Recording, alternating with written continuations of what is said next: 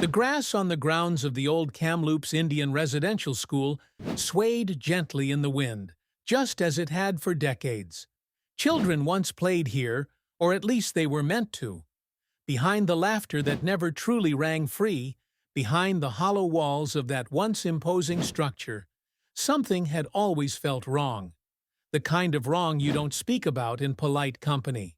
The kind of wrong that hums like a secret under the soil. In May 2021, a team of researchers from the Tk'emlúps Tk'emlúps First Nation stood quietly beside their ground-penetrating radar equipment. For years, survivors had told their stories of classmates who vanished overnight, of rooms they were never allowed to enter, of tiny shoes left unclaimed. The world hadn't listened, but the Earth, it seemed, had. The radar lit up. 215 distinct signals, each one consistent with what experts described as anomalies consistent with burials. Unmarked graves, children, some as young as 3 years old, buried without markers, without records, without dignity. The whispers had been true all along. The ground was speaking now, and it refused to be silenced.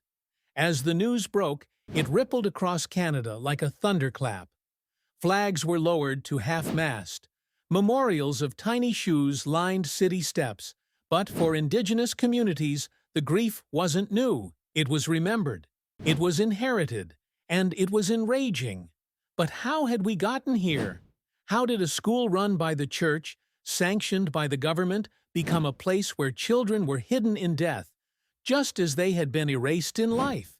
And more chillingly, was Kamloops only the beginning? When most Canadians hear the word school, they think of textbooks, classrooms, recess bells. But for tens of thousands of Indigenous children, residential schools were not places of learning. They were institutions of erasure. From the late 1800s into the 1990s, more than 130 residential schools operated across Canada, each one a brick in a system designed to take the Indian out of the child. It began with policy quiet, calculated, and cold. The Canadian government, working hand in hand with Christian churches, declared that Indigenous cultures were obstacles to progress. The solution? Remove children from their families, isolate them from their language, their traditions, their roots.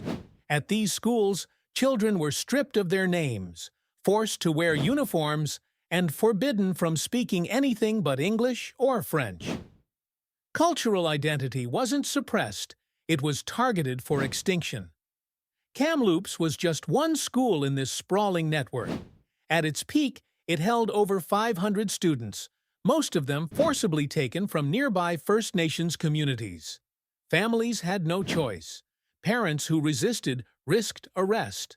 Some children were taken by train, never to return. Others were scooped up during so-called child welfare sweeps, a practice that eerily echoed into later decades with the 60s scoop. And behind the school walls, what happened was far worse than neglect. Survivors tell of beatings, hunger, sexual abuse, and psychological torment. Some tried to run away. Many never made it home. Records were poorly kept or deliberately destroyed. Priests and nuns were moved from school to school. Accountability was rare. Silence was the norm. What the government called civilization was, in truth, cultural genocide. And it wasn't a relic of the distant past. The last residential school didn't close until 1996. That means there are adults alive today who spent their childhoods behind those doors, who remember the sting of a strap, the taste of soap in their mouths for speaking their own language, the haunting silence when a classmate disappeared. Kamloops wasn't an anomaly, it was a symbol of a system that dehumanized Indigenous children across the country, of secrets buried both literally and figuratively. And as the ground was scanned at more former school sites, the chilling realization set in. Kamloops was just the beginning. For decades, their voices were whispers in the wind, easily ignored, dismissed as exaggerations or too painful to hear. But the survivors of Canada's residential schools never stopped speaking.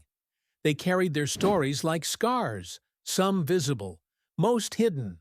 And when the ground at Kamloops revealed what they had always known, their voices became a roar.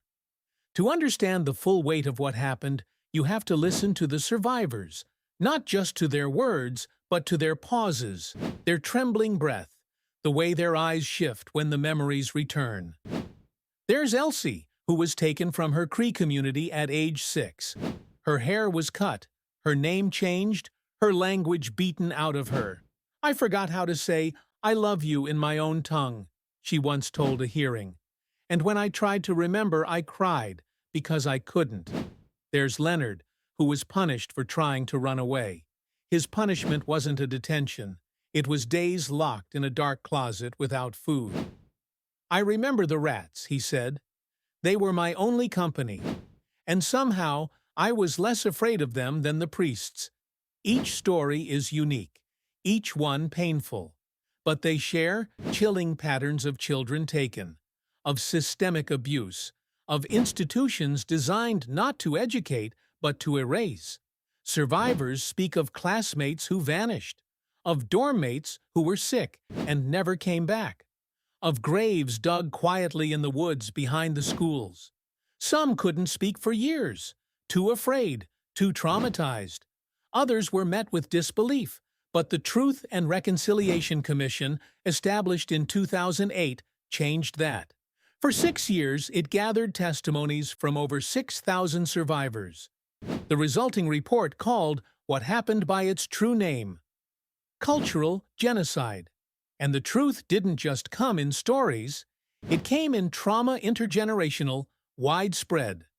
Survivors often left the schools unable to parent, unable to trust, carrying addictions, depression, and grief. Their children inherited the pain. Their communities still bear the scars. Healing wasn't just about closing schools, it required confronting what those schools did. But even as these truths were laid bare, there was resistance, denial from institutions, hesitance from governments, apologies delayed or half-hearted. And through it all, survivors persisted, turning their trauma into testimony, their grief into fuel for justice. Kamloops didn't surprise them. It confirmed their memories. But the question remains, why did it take physical evidence, unmarked graves, for so many to finally believe what was always there in plain sight? When the truth can no longer be buried, what comes next? Following the revelations at Kamloops, Canada found itself staring into the mirror of its own history, and the reflection was unforgiving. The discovery of 215 unmarked graves wasn't just a horrifying confirmation of survivors' testimonies. It was a national wake-up call that shook people to their core. Vigils were held across the country. Orange shirts flooded the streets. Flags were lowered. But gestures, while symbolic, are not justice. In 2008, then Prime Minister Stephen Harper issued a formal apology on behalf of the Canadian government, acknowledging that the policy of forced assimilation was deeply harmful and wrong. "We are sorry," he said. "We are profoundly sorry." The apology, delivered in Parliament, marked a historic moment, but for many survivors, it was too little, too late. The Truth and Reconciliation Commission, which followed the apology, outlined 94 calls to action, clear, actionable steps for governments, churches, schools, and citizens to address the legacy of residential schools. Yet, as the years passed, implementation lagged. Fewer than 20 of those calls to action have been fully completed. Promises are made. Progress is slow. Survivors age. Some die waiting. Churches that ran the schools, particularly the Catholic Church, have been reluctant to fully cooperate.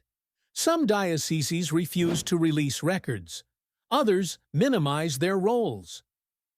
Pope Francis, after years of pressure, finally visited Canada in 2022 and apologized to Indigenous communities.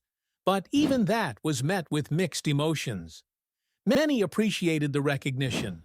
Others saw it as another performance in a long pattern of institutional evasion. Meanwhile, lawsuits continue. Compensation battles stretch on. And Indigenous communities are still fighting for access to burial records, for the return of stolen artifacts, for clean drinking water, basic rights denied for generations. But the reckoning isn't only legal or political, it's cultural, it's emotional, it's spiritual. Schools and institutions are re-examining their curriculum. Statues of colonial figures are being removed. Canada Day celebrations have been cancelled or reimagined. People are beginning to ask harder questions. What does it mean to be Canadian if this is part of our foundation? How do we move forward without forgetting? There are glimmers of hope. Youth are stepping up, both Indigenous and non-Indigenous, pushing for education, equity, and change.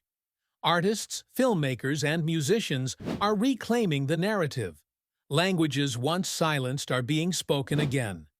Healing circles and cultural resurgence programs are gaining momentum.